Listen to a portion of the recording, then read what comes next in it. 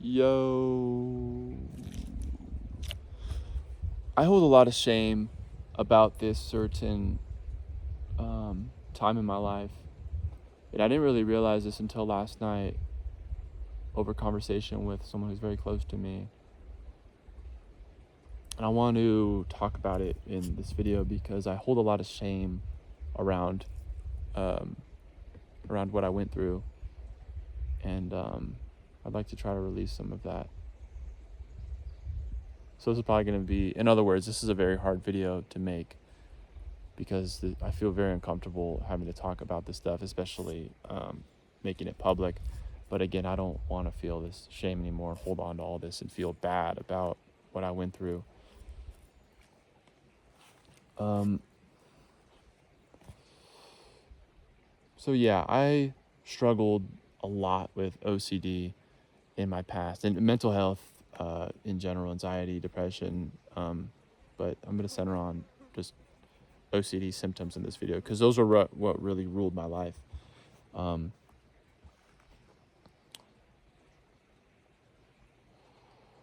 was always so ashamed of the things I would do, putting hand sanitizer on my hands after touching everyone's hand, after touching door handles, after touching something that I felt was dirty, which was pretty much everything.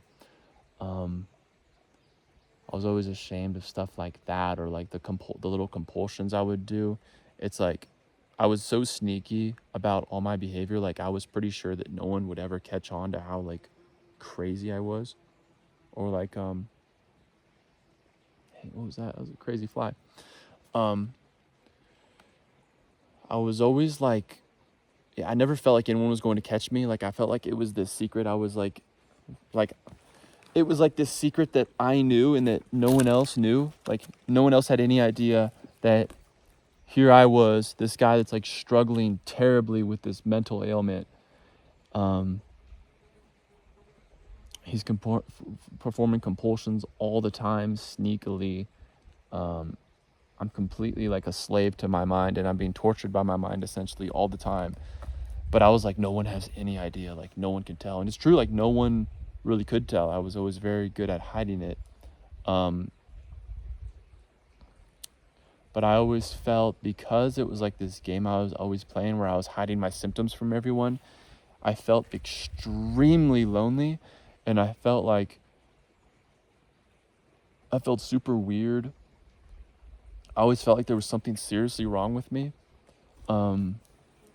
I never felt like I fit in. I was like, wow, these people are like all normal, and like I'm really weird, and like what the hell is wrong with me?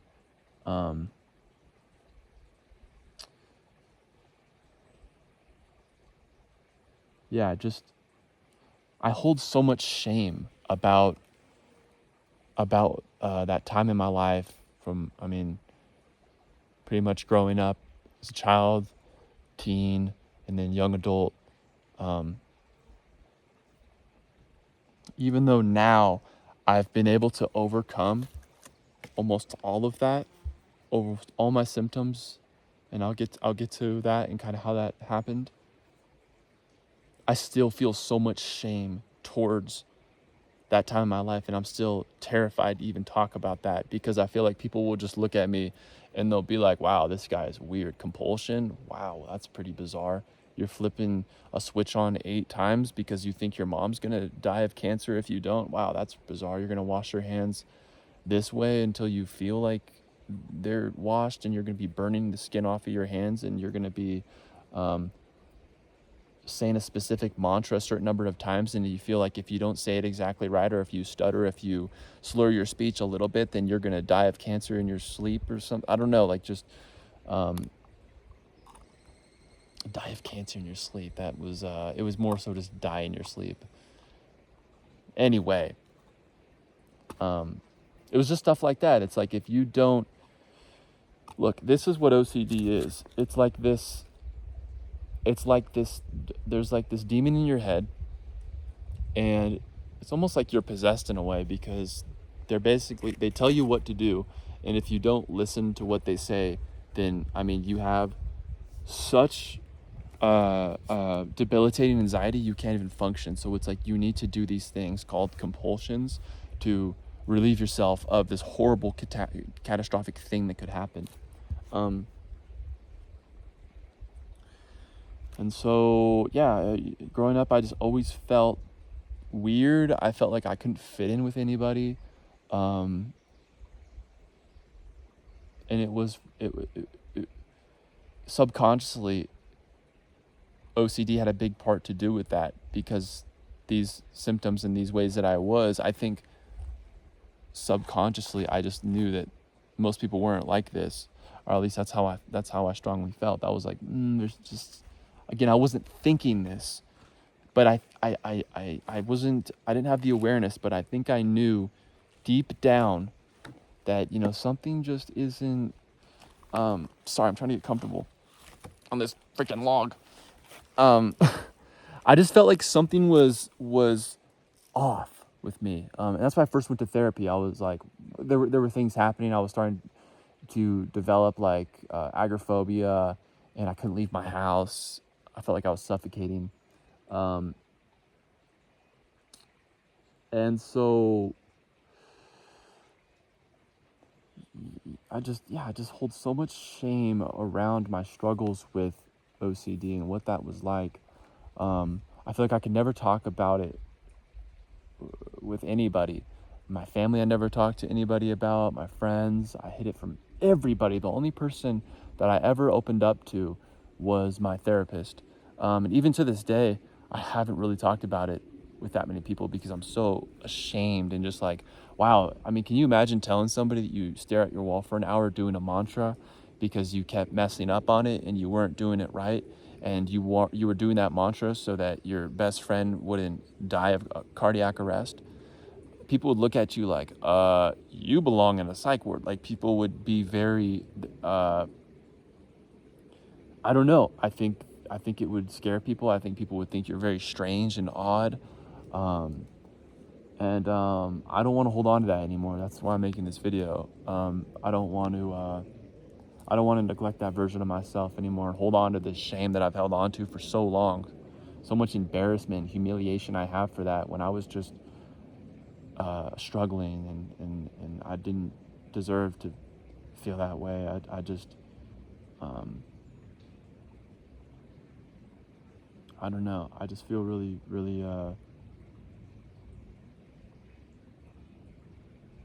feel bad that I look at that version of myself that struggled so much with that, and I neglect them, and I'm ashamed of that person who was just struggling and doing the best they could, and trying to, protect people and trying to protect their family and themselves. And, the intention was altruistic, but the behavior was definitely OCD, OCD symptoms, or symptoms of OCD, very much correlated.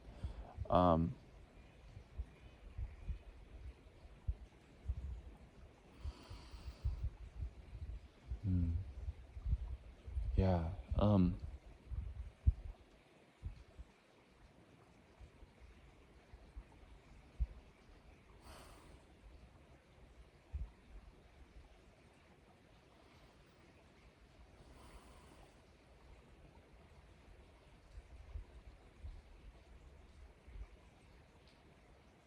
I was very fortunate that I found such a great therapist who I could share. It took a while. I think it took years to really start being honest about the ways I felt about things. But it didn't take long.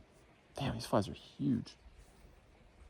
It didn't take long to for him to realize that there was something here that I was really struggling with, and he was able to help me a lot with that. It took years of recovering from OCD, but I wouldn't have been able to do it without him. And I'm super, super grateful. It's a really long, strange, windy journey. And I just don't want to be ashamed of it anymore. I really don't. even if people find it weird or strange or can't relate to it. That's fine. We all have things that it's hard to find people that relate to them. I want to talk about a really weird turning point where I actually ended up. It was my biggest. It was almost like the knockout blow to OCD in my life. It really put OCD in a place where it almost lost all its power over me. But it's kind of weird because it did it itself. So my OCD symptoms were getting really, really bad. They're becoming extremely debilitating. Most days I think I'd spend about 15, 20, 30 minutes engaging in compulsive behavior. But then it started going up, and it was like 1 hour, now 2 hours today. And then maybe now it's going up to 3 hours. Like it was like something I compared it to last night was the movie Aviator with Howard Hughes, I believe is his name. The guy who really struggled with OCD. It shows him like near the end of the movie becoming debilitated by it, and he's stuck in his room, and his house is a mess, and his life is just falling apart. That's basically what was happening for me, except I was hiding it from everybody. I was always a master at hiding it from anybody. No one ever had a hint that I was struggling with this stuff. Nobody, girlfriends, best friends, family, because I wouldn't tell anybody. Even though it was the biggest part of me, I wouldn't share that with anybody. Which I think is another reason why I always felt super alone, because I would hide, the biggest things in my life and what I was going through. And, Carl Jung says it best: when you hide those parts of yourself, and you can't speak about the things that you're going through or the things that you're passionate about or whatever, then that's where depression comes in. So that's why I was always very depressed and lonely and sad and didn't want to be alive, is because I was just so alone. Like I felt like I was just this. I always just felt like I was this person in the world, and I could see everybody, and I would study social interactions, the way that people would say specific things to me, and the way that their intonation would be when they say it, and the way that their pitch would be, and the way that their intention would be, and the way that their face would move when they would say what they said. And I could really just pick up on what their intention was, and if they were genuine or if they didn't like me. The reason why I say that is because I just felt like I was outside of everything most of my life. Like I was just outside of the human experience, and just kind of studying everything. And because of that, I resented people. I was like cynical. Again, I would study. All I was doing was studying. I wasn't like present at all. I was just studying everything about interactions, and the way that someone would say hi to me, and the way that they would ask me a question. Or are they actually curious, or are they just saying that because they're trying to have small talk, or are they are they trying to get something out of me? Like, what is it was just all of that, and that was all just a defense mechanism, because I couldn't be present. And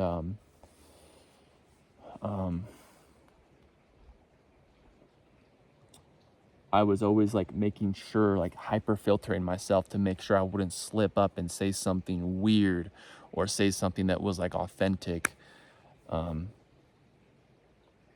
Because if I did, I was like, this person's gonna think I'm insane, or they're gonna tell somebody, or they're gonna think I'm weird. That whole thing. But to come back to OCD, it was getting bad. It was like one day I would spend 2 hours, or it would be 2 hours on compulsive behavior. Then now it went up to 3 hours and 4 hours. And then it started to get to around 6, 7, 8 hours a day. I was like really bad. I think that went on for 2 weeks maybe, when it was getting really bad. And then something really strange happened, where there was a specific compulsion I had that was about 6 hours long. And it was really sophisticated and complex, and I was not able to do it. It's very strange. I was not able to complete the objective that I was supposed to do. That was kind of a new thing for me. Obviously, there would be compulsions that I would have, where they would be hard to do and it would take some time, like, an hour, 2 hours. But this one was, I couldn't do it. I couldn't do it. I had my therapy appointment. I told him I couldn't do it. I can't do this. And I remember my therapist saying something very specific to me about what I should do about this moment, or what I'm experiencing with this really complex compulsion. And he essentially said, just let go of it.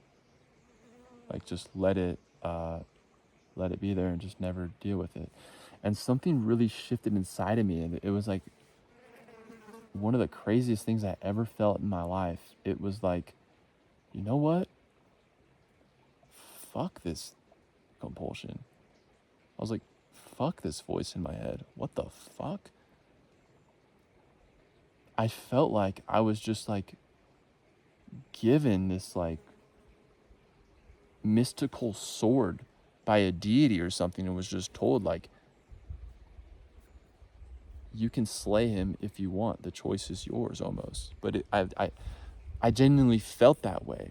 And it was like, what the fuck? Like, I'd never felt that before. What that looked like in actuality was, in my head, I was like, fuck, I don't care if I die of brain cancer when I'm 60. That's what the compulsion was. If I didn't complete it properly, then I would die of brain cancer when I'm 60. Man, I'm telling you, that voice is crazy. Like, OCD is such a strange, odd thing. And so I said, you know what I said? I said, fuck it. Okay, I'll die when I'm 60 from this. I'll die in my sleep of a heart attack. I'll die next week. My whole family will die. My friends are all gonna die if I don't do that. Okay, cool. Like, fuck it. Like, you know what? I don't give a fuck anymore. Fuck you. Like, I surrendered essentially to OCD because it got so bad. I just had to like put my hands up and say, all right, you know what? I'm done. I'm done fighting you. I'm done with all this shit. I put my hands up and I surrender to everything. And if things are going to happen in my life, they're going to happen. Fuck it. And since that moment a few years ago, I've had moments where it's came up in my life, OCD, but it's so weak, and it is like, it's almost like it's gone.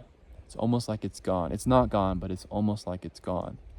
I still have obsessive compulsive tendencies sometimes, but then when I can catch them, I say, oh, I just let it go. Like, it hardly has any impact over my life. I don't do compulsions in my day-to-day. Intrusive thoughts don't overwhelm me like they used to, because I meditate so much, and I've just learned that I've gotten to experience that I'm not my thoughts, and that all that is just, I've really learned and gotten to experience what that was. But it's kind of weird. It got so bad that I just had to essentially surrender to it. Just had to surrender to it. But I've always been so ashamed of that part of my life, and that I struggled with that. I've always been so ashamed because I felt like it's so weird and so odd and like, just, I feel like nobody could ever understand. And if I ever told anybody that, they would look at me like I need to be in a psych ward, or like I'm insane, or like I'm gonna like hurt somebody or something. Because OCD is weird. It will make you, everything you love, it will go for everything you love, and everything you genuinely like feel that's true to you, it will go after that, and it will go after it full throttle. And it's a fight that no one can win. I sure as hell couldn't win that battle and complete all these compulsions. And yeah, it just sounds crazy, because you say it to someone, you say like, oh, I know it sounds weird that if I don't touch that tree right now, I'm gonna die in a car accident next week. It sounds weird to like genuinely believe that, but it's hard to explain to somebody that hasn't experienced what it's like to have OCD, because it genuinely feels like that is going to happen. Like you feel like you have some like special key to the universe where you can predict like the way that things work. Like you feel like you understand, like it's not even a thing on the intellect. It's more of like a feeling in your body. You're like, no, like I feel like I know the inner workings of the universe, and if I don't do this, this is going to happen. It's just it's a really hard thing, and my heart goes out to anyone that struggled with OCD. But yeah, I don't want to be ashamed of this anymore. I don't want to feel disgusted with myself for going through this really hard time in my life where I didn't even want to be alive, and I hated myself, and I was so disgusted of myself for suffering from all this. I don't think I deserve that. I don't think anyone deserves that. Um,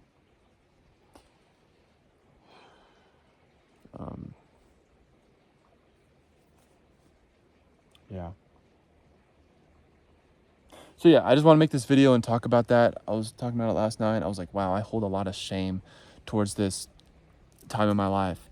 And I want to work on or I want to work on releasing some of that shame. But yeah, do I have anything else to say about that? I don't know. There's so much I could say about it. It was such a long battle, and there's there was so much.